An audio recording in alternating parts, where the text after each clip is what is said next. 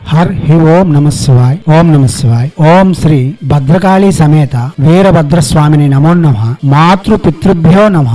ఆచార్య అతిథిభ్యో నమః. శ్రీమాత లలితా త్రిపుర సుందరయే నమో నమః.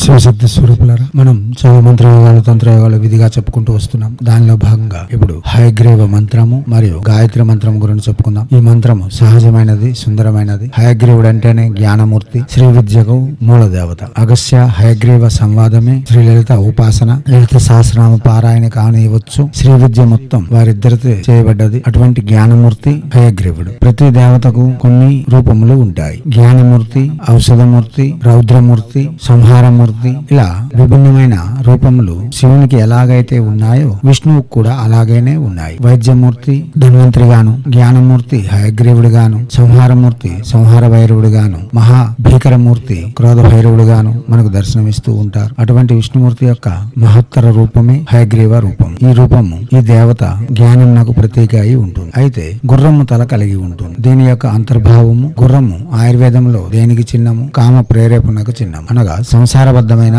సర్వ సుఖములు అందిస్తూనే మోక్షం వైపు నడిపించగల మహత్తరమైన దేవత హయగ్రీవుడు. అటువంటి హయగ్రీవుని యొక్క మంత్రములు చేయడం చాలా జ్ఞానమునకు మరియు సంసారంలో సకల విధములైన శ్రేయస్సులకు చాలా వరకు ఉపకరిస్తాడు. ఈ మంత్రము విధియుక్తంగా చేయాలంటే 16 రోజులు రోజుకి 16 మాలలు జపం చేసుకోవచ్చు, లేదా ప్రతిరోజు 108 జపం చేసి హయగ్రీవుని యొక్క అనుగ్రహంతో సకల జ్ఞానమును పొందవచ్చు, సకల విషయములందు అవగాహన పెంచుకోవచ్చు. దివ్యాత్మ స్వరూపులారా, ఇదే మంత్రం 1,60,000 పూర్తి చేసుకుని పురస్కార నిధులు గావించిన వారికి హయగ్రీవుడే స్వయంగా గురువుగా ఉంటూ ఆ జీవనం నడిపిస్తూ ఉంటాడు. దివ్యాత్మ స్వరూపులారా, ఇప్పుడు ప్రత్యక్షంగా మంత్రం చెప్పుకుందాం. మంత్రము ఓం వజ్రపాణి హయగ్రీవ గరుడ హం ఫట్. మంత్రం మరోసారి ఓం వజ్రపాణి హయగ్రీవ గరుడ హం ఫట్. మంత్రం మరోసారి ఓం వజ్రపాణి హయగ్రీవ గరుడ హం ఫట్. దివ్యాత్మ స్వరూపులారా, వాచక జపమే చేయాలి, మానసిక ఉపాంశ జపం పనికిరాదు. తులసి, తెల్ల చందనపు మాల, శ్రేయోదాయకము లేదా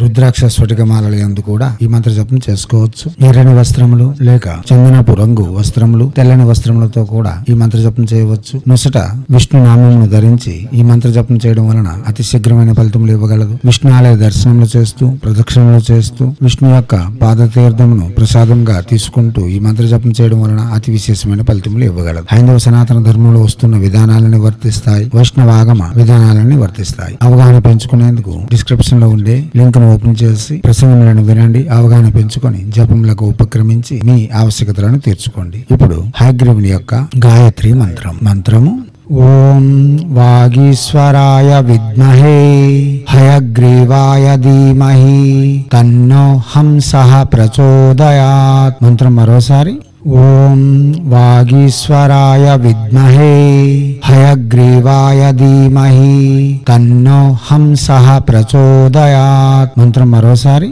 ఓం వాగీశ్వరాయ విద్మహే హయగ్రీవాయ ధీమహి తన్నో హంసః ప్రచోదయాత్. దివ్యాత్మ స్వరూపులారా, ఈ మంత్రమును ప్రతిరోజు మీ శక్తి కొలది 11 సార్లు, 16 సార్లు, 27 సార్లు, 54 సార్లు లేక 108 సార్లు మననం చేసుకుని ఉంటే హయగ్రీవుని యొక్క అనుగ్రహంతో అతి క్షేమకరమైన జీవితం లభించడంతో పాటు జ్ఞానయుక్తమైన జీవితం లభించగలదు. సకల సమస్యలకు సమాధానం పరుచుకోగలరు. కాగా 10 మంది యొక్క సమస్యలు మీరు నెరవేర్చగల జ్ఞానము, బుద్ధి మీకు హయగ్రీవుడు ప్రసాదించగలడు. దివ్యాత్మ స్వరూపులారా, అవగాహన పెంచుకోండి. జపములకు ఉపక్రమించి జపములు చేసి మీ సమస్యలు మీరు తీర్చుకోవడంతో పాటు 10 మందికి సలహాలు ఇవ్వగల శక్తివంతులుగా రూపుదిద్దుకోవాలని కోరుకుంటూ హైందవ సనాతన ధర్మ ఋషులు మనకు అందించిన విద్యలు వినియోగించుకోవడంలోను, భారతీయ సంస్కృతి సాంప్రదాయాలు కాపాడడంలోను మనకంటూ ఒక గుర్తింపు తెచ్చిపెడతారని కోరుకుంటూ ఎప్పుడూ మీ సేవలో రత్నశ్రీ హిందూ సేవా సమాజ్ ఆచార్య భీమసింగ్ రాయ్ కుమార్ ఆఫ్ నిఖిలానంద సాగర్ మహారాజ్.